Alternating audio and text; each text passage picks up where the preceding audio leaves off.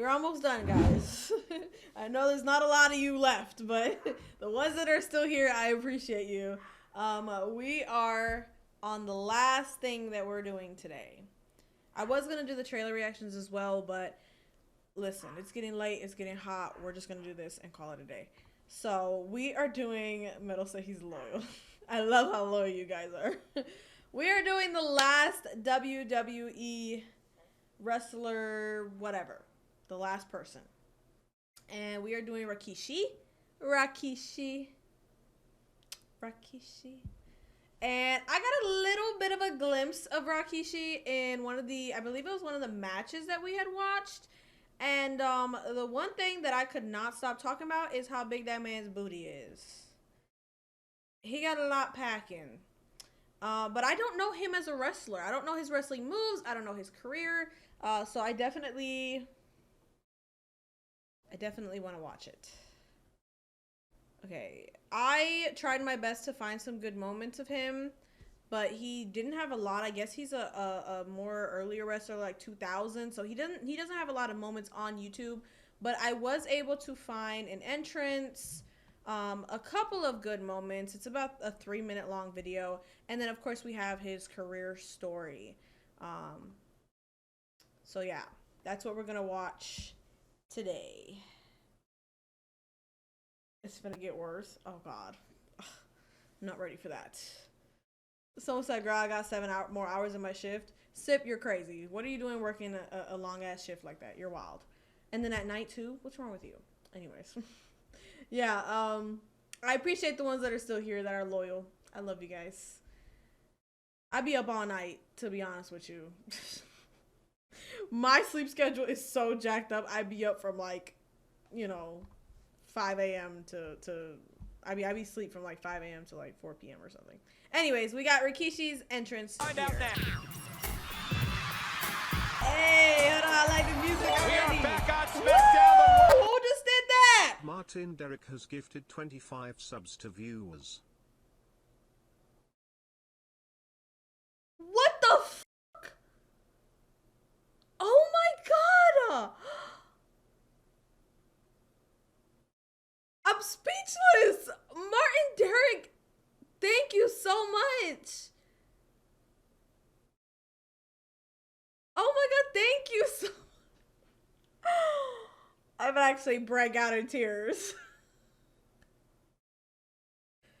Thank you so much for the 25 gifted. I don't even think I've ever seen that much gifted before. Thank you, thank you. No, I'm not gonna cry. Relax. Relax. We gotta get through this stream. Thank you. I really appreciate you. Oh my god. Oh my god, that was amazing. Thank you. Someone said 25 is odd. I've never seen that much gifted, especially in one of my streams. Like, hold on, I'm getting hot. You just got me hot.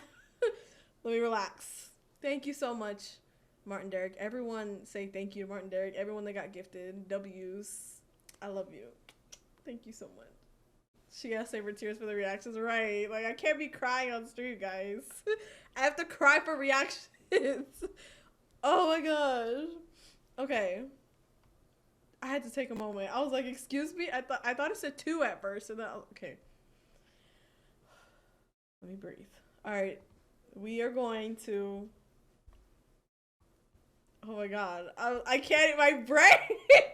Yo, we were doing the reaction that he gifted, and now I'm just like, hold on, let me collect my thoughts. Let me breathe. Okay. Thank you. We are back on SmackDown. I was dancing to the song, like, The winner of that suspect lottery. The lottery was suspect when this man. Troy, do you think for 1 minute that Triple H... this is a heat entrance though, like, what did I just say? Rikishi back to ass up. What? What? 420 what? Rikishi having a word with Too Cool and opportunity for Rikishi Fatu. My ass and your face. I love this entrance. I love the song. Some of it is right there. You're gonna see it. Gonna go face to face with Triple H. Is that that his natural hair too, like the color and stuff? Because low-key, that hair is heat. The blonde is heat. He is bad. Okay. That was the Rikishi entrance. Okay. Yeah, I like him. All right. Y'all don't be mad at me for this, but this is the only compilation of best moments that I could really find. It's only 3 minutes long, but it's called it's called Rikishi Crashing Drop Highlights. I'm sorry. This is the only one that I can really find. No! I'm sorry. I feel wrong for even watching this right now. My cheeks are hurting. Oh my god. Jay said you're gonna be dying laughing. I'm already dying laughing. Look at this freeze frame. Yo, shit is crazy. Alright. Serious. This is serious. We're not supposed to be laughing at this guy, okay? Deshaun, we're not gonna check out his tag team days because we're not gonna check out his tag team days because we're watching him, not his tag team. Same thing with Jey Uso. I know you guys said I should watch the Uso brothers, but I'm trying to watch the actual people, not them together. If their highlights have them together, then that's fine. But yeah,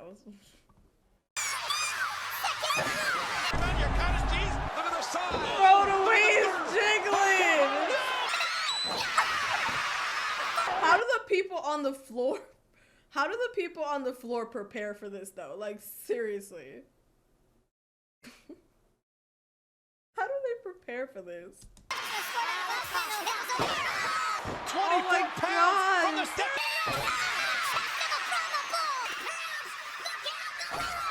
Oh, oh, okay, I just realized he catches himself. I just seen it. I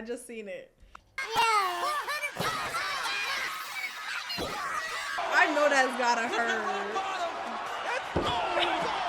Ew! Stop! Why he start rubbing it like? What is this man? What is this man doing?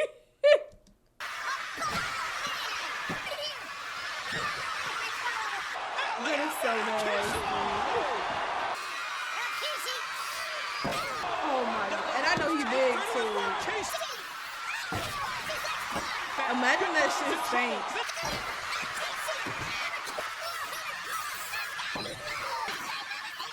Oh, landing on a woman doing that is crazy. But you can definitely tell how he catches himself though. So at least we know it's not 420 pounds going into someone's rib cage, okay?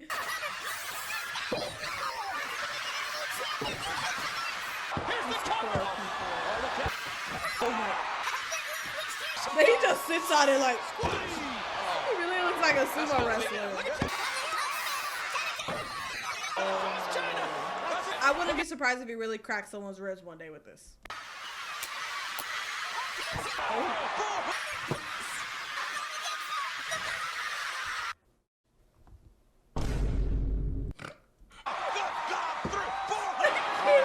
can't even take this serious. No, I'm done.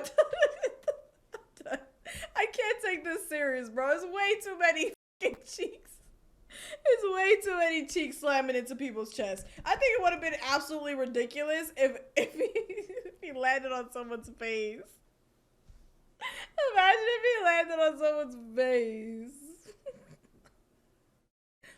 Someone wanted me to see his stink face.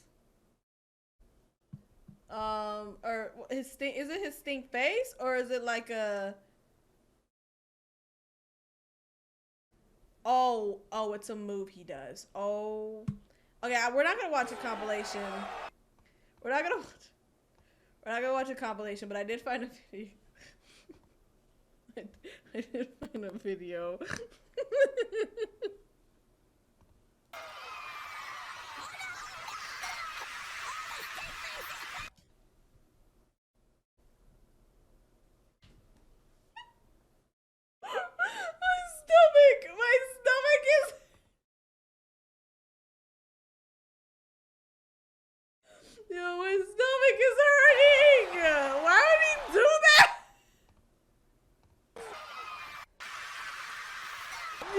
is wrong for that. Rikishi is so wrong for using his big booty in very volatile ways, bro. He is so fucking wrong for that. Okay. We are moving on to Rikishi's career story. So it says, "You look fly to me," the Rikishi story. It's about 20 minutes long, so we're gonna get his little backstory and see who he really is. That's not even the worst one. It gets worse than that. That's disgusting. It's already well established at this point that the Anoa'i family is one of the most decorated in wrestling, easily comparable to the likes of the Harts, the Rhodes, or even the McMahons. That said though, in modern history, so much attention has been paid to the successes of The Rock and Roman Reigns that it's easy to forget just how high another member of that family rose, that being Rikishi. Lord. Yes, the big man has had a hell of a career himself, going from his early days of being a tag team undercard act all the way to the main event at the heights. We gotta skip. We gotta go. Salofa Fatu was born on October 11th, 1965 in San Francisco, California, where he was, of course, raised as a member of the Anoa'i family. This meant that while being an American by birth, he was very much a Samoan by heritage, and it was a culture strong in his family and community connections that he would carry with him as he grew up in the Sunnydale project of the Visitacion Valley. There, he would find an early interest in amateur wrestling, something which shouldn't come as a surprise given his lineage, and by the time he was about to leave school, he even had some early aspirations of taking this further into a full-blown career. Things changed, however, when in 1982, while he was just 17 years old, Salofa was wounded during a drive-by shooting, this resulting in him legally dying for 3 minutes while on the operating table afterwards. Excuse me? Oh my gosh! He actually died! And then having to remain in a hospital for 2 months to recover. After this went down, his mother, who now feared for the boy's safety, sent him out of state to live with her brothers Afa and Sika, more commonly known to wrestling fans as the Wild Samoans. And while living with them, Salofa would start getting trained in the ways of professional wrestling, something which he was quick to pick up as he made it his aim to catch up to his brothers. Very, very heartbreaking that he got shot, but also, I think that's a good thing, right? I mean, not a good thing, but like it kind of pushed him more into the opportunity to get into professional wrestling like he initially wanted to do anyways. Sam, who was by that point already working for WWE alongside the likes of the legendary tough man Haku. Before he could get there though, he would first have to earn his spot by working his way up the ranks of the indie circuit, making his in-ring debut in It's called a blessing in disguise. So he may have gotten shot and legally died in a very, very sad moment, but it changed his life. 1985 as Prince Alofa for Lutte International Wrestling in Montreal, all before jumping over to Puerto Rico and teaming with his real-life cousin Samula Anoa'i to form the Samoan SWAT team. A couple of high-flying baby faces who would also utilize the Samoan Savage gimmick so prevalent in the industry back in those days. See, you guys wanted me to watch his tag team stuff, but they're showing it to us anyways, so that's good. The cousins would work extensively in Puerto Rico's World Wrestling Council for the next couple of years, finding a lot of success there as they eventually became the promotion's Caribbean Tag Team Champions in November of 1987. This coming just a month before they moved on to new pastures in the form of Fritz Von Erich's legendary World-Class Championship Wrestling in Texas, where they would have a number of high-profile matches against the Von Erich family. By August 12, 1988, the Samoan SWAT team had even conquered that promotion's tag team division too, when they beat Kerry and Kevin Von Erich to win the WCWA World Tag Team titles, from there going on to trade them back and forth with Michael Hayes and Steve Cox for a while.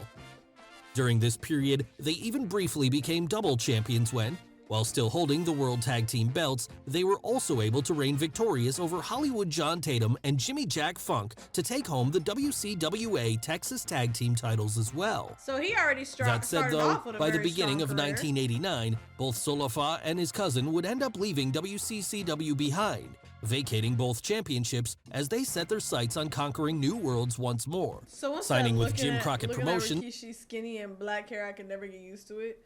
Yeah, no, He definitely looks crazy different. The blonde hair, I feel, really suits him. But he definitely looks different. Soon after, where they would quickly establish themselves as a major force by beating the Midnight Express at April 2nd's Clash of the Champions 6, Ragin' Cajun.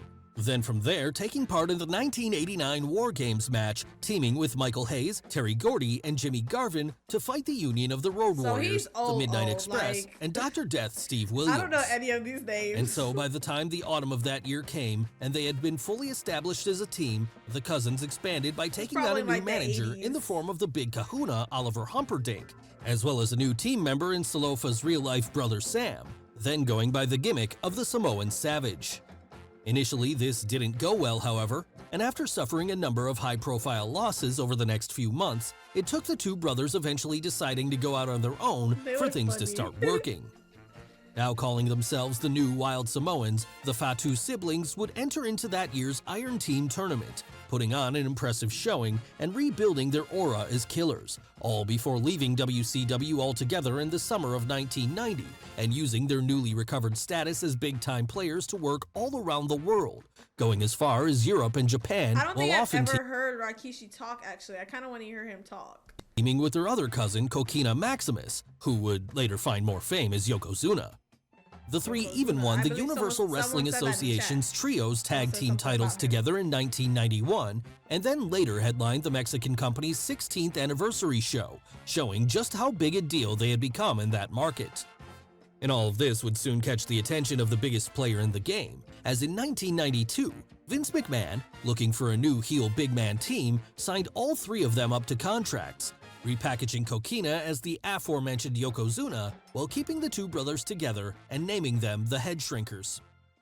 The Head Shrinkers. And the Head Shrinkers would prove to be just as formidable while in WWE as they had been elsewhere, quickly getting into a feud with the Natural Disasters after they cost them the tag team titles, then from there spending the next 3 years working matches alongside the likes of High Energy, the Smoking Guns, and Men on a Mission, sporadically challenging for the tag team titles but never being able to win them.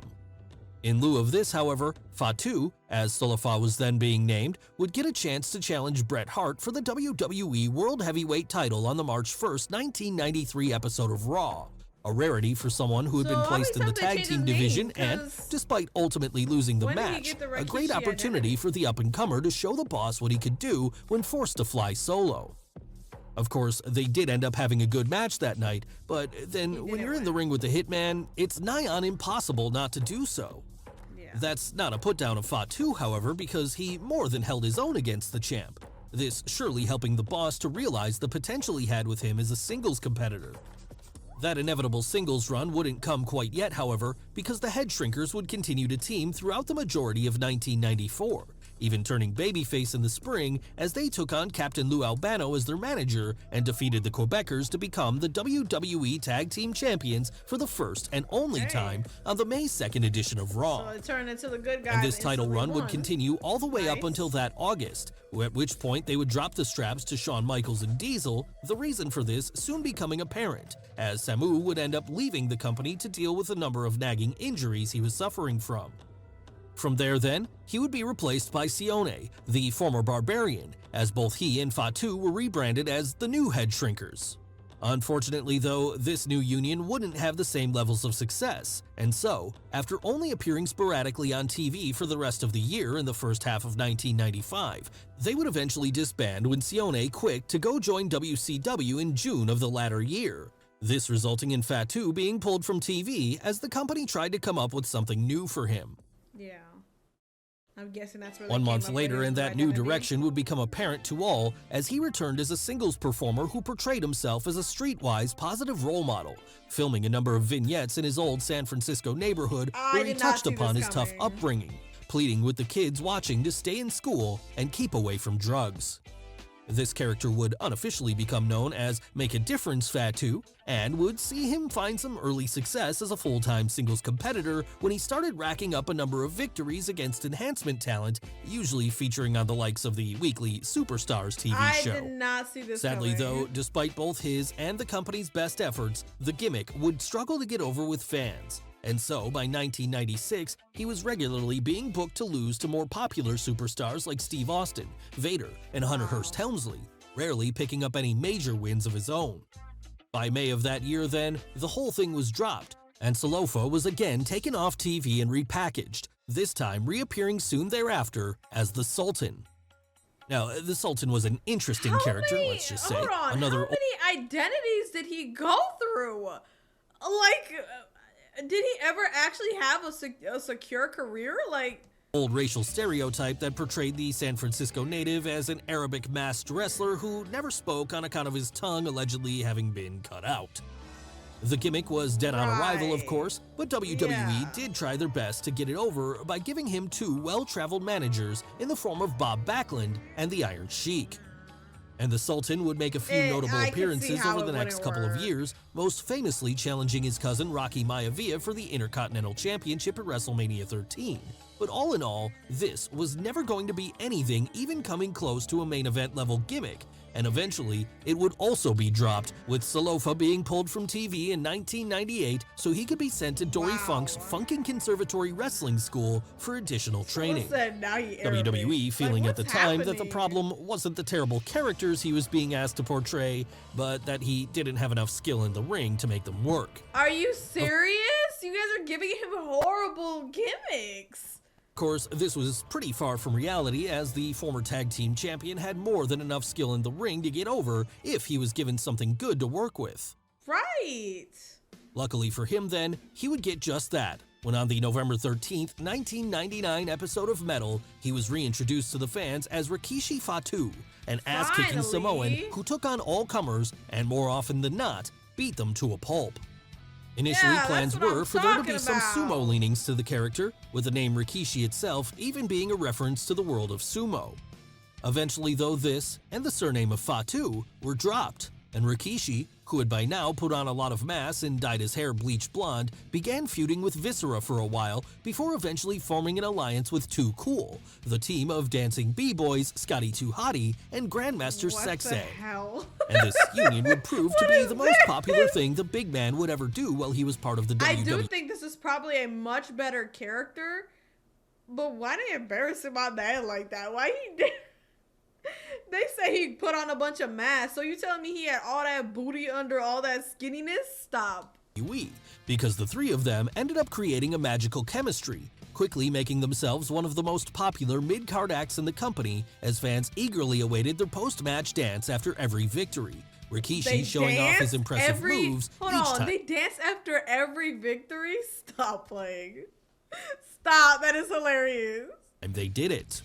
This being one of the best comedy spots of the Attitude Era. But of course, for as much as there were comedic elements to the gimmick, Rikishi was also able to show that he could be a legitimate force too, as in that very same match, he managed to eliminate 7 people, with it taking a further 6 to eventually get him over the top rope and out of the ring. And with Too Cool by his side, he continued on dominating the upper mid-card for the majority of that year, feuding with the likes of Edge, Christian, and Kurt Angle, and even at one point winning the Intercontinental Championship after beating Chris Benoit on the June 22nd episode of SmackDown. After that accolade, the big man then set his sights on even greater prizes, qualifying for that year's King of the Ring tournament and making it all the way to the finals before ultimately being defeated by Angle. And following this loss, he would also end up dropping his IC title to Val Venus, but it did little to slow his momentum as, whether he was delivering his trademark stink face, basically rubbing his ass into the face of a poor, incapacitated opponent, or jumping from the top of a steel cage in an allusion to Superfly Jimmy Snuka, he remained popular with fans. In fact, by October of that year, many felt it was time to move Rikishi up to the main event picture, having him be a top-tier babyface who could feud with the likes of Triple H. It was a surprise to everyone then when the California native would indeed reach this level, just as a heel instead.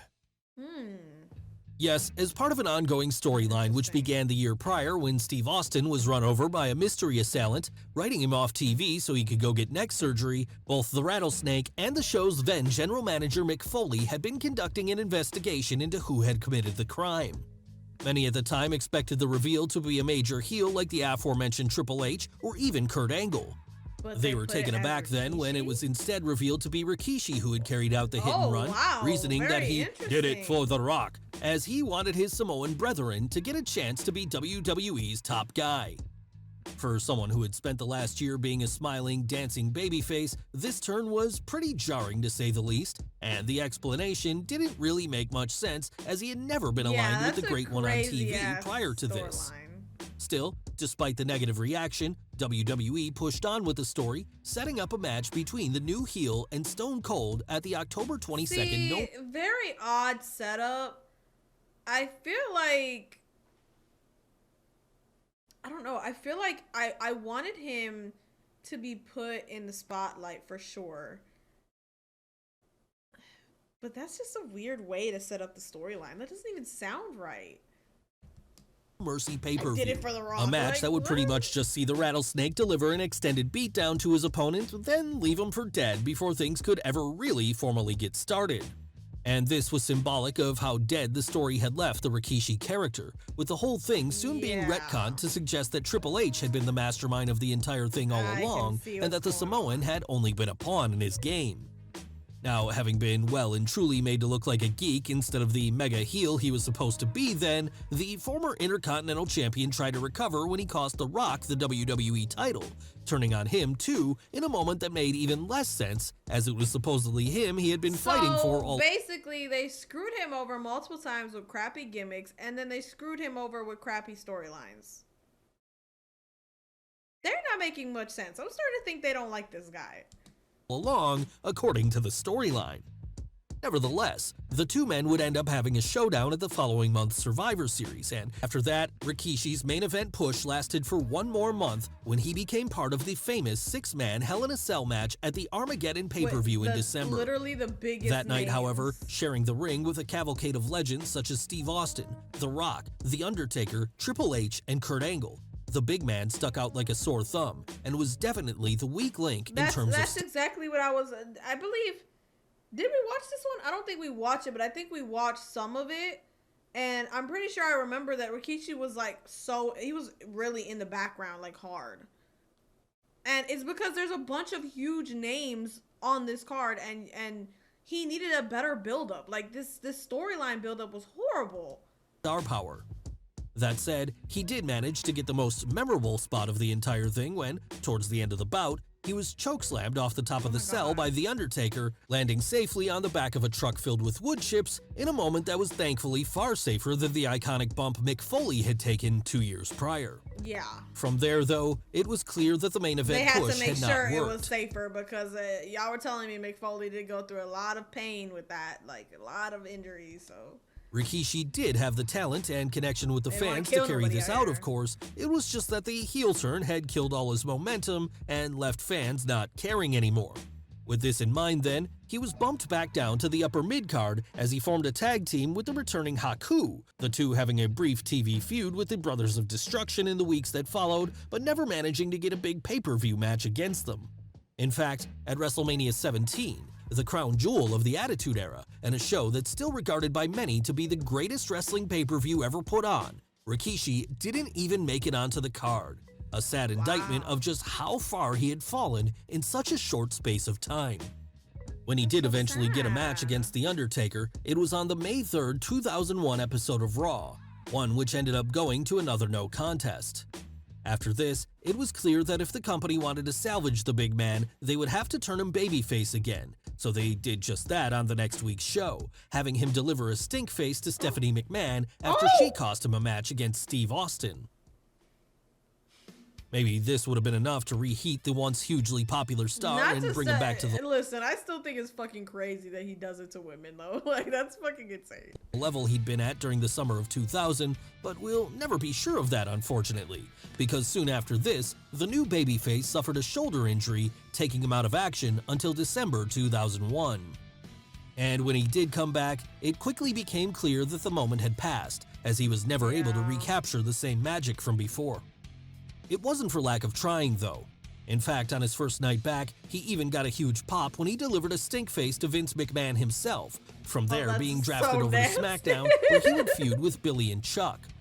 This led to a situation where, in an attempt to screw the big man over, the team's manager Rico would become a surprise partner for Rikishi in a tag title match soon after this, the stylist hoping that he could give his clients an easy night in the process. Despite the odds being against him though, the former Intercontinental Champion would end up winning all by himself, this making him and Rico unlikely tag team champions for a short period. After that, he was the first person to face Hulk Hogan upon his return to WWE in 2002, with the San Francisco boy even getting to give the stink face to the Hulkster after the match. From there, however, his time with the company began to wind down as the creative team struggled to come up with new storylines for him. This seeing the once hugely popular babyface be largely missing from TV throughout the rest of the year and into 2003. Of the few notable things he did at that time, the most memorable was probably his brief feud with Roddy Piper and his surrogate Sean O'Haire, something sparked by Piper's infamous coconut attack on Jimmy Snuka decades prior. Aside from that, there was a brief run with the tag team titles when Rikishi teamed with his old partner Scotty 2 Hotty once again, but that was largely it. And so, from that point on, he would never return to WWE as a full-time superstar, instead working the indie circuits for a couple of years under the legally distinct name of Kishi, going as far as Italy, Japan, and Mexico before returning stateside in 2007 to have a brief stint in TNA, where he would work under the moniker of Junior Fatu. And while in TNA, Junior would get to work matches against the likes of Christian Cage, Christopher Daniels, and Robert Roode, however, never managed to make a major splash and ended up leaving altogether after having a pay dispute with management just a month later. Since then, he's largely stayed away from the ring, choosing instead to retire and let the next generation of the Anoa'i family take up the mantle, primarily his children Jonathan and Joshua, who have gone on to maybe even greater fame than their father as Jimmy and Jey Uso, one of the most successful I didn't know Jey Uso was his son. WWE tag teams since the Attitude Era. That said, he has still made the odd appearance on WWE TV since his quiet retirement, inducting his cousin Yokozuna into the Hall of Fame in 2012, and then making an in-ring cameo on an episode of Raw soon after that to deliver a Samoan spike and a bonsai drop to Heath Slater, these moves being tributes to both Yoko and Rikishi's late brother Umaga. After that moment, he even got to dance for the fans once more, this time doing so with his sons in a feel-good moment. And if that wasn't enough, as for his in-ring career though, that seems to be it. A decision that was solidified when just 1 month later, he was inducted into the WWE Hall of Fame himself, immortalizing the work he's done forever. At least he got to be put and into the he Hall certainly of Fame. deserved this, because while he never quite reached the pinnacle he should have, there was a period in the late 90s where Rikishi was one of the hottest stars in the company. No mean feat considering the level of talent they had on the roster at that point. Right. So when you think about the great Samoans in names. wrestling, think about The Rock, Roman Reigns, Samoa Joe, Yokozuna, and the countless others. Well guys, what did you think of it? I have to agree. I think his potential was oh crap, hold on. Sorry guys. I think his potential was quite limited. I think his gimmick and his storyline really held him back. I think it wasn't fair because I feel like the gimmicks in the beginning already delayed his career, and then when he finally found the perfect gimmick in Rikishi, the storylines were just shit. And it didn't help that he got injured and all these other things that were happening. I feel like the potential was much higher than the ceiling, and he was held back for sure. But from what I did see, I think he was amazing. He was definitely fun. He was dancing. He was putting his booty in people's faces. And I didn't know the Uso brothers were his sons. So that is actually good. At least he gets to continue his wrestling career in his sons. Maybe not personally, but at least he gets to continue it in his sons. So that was amazing.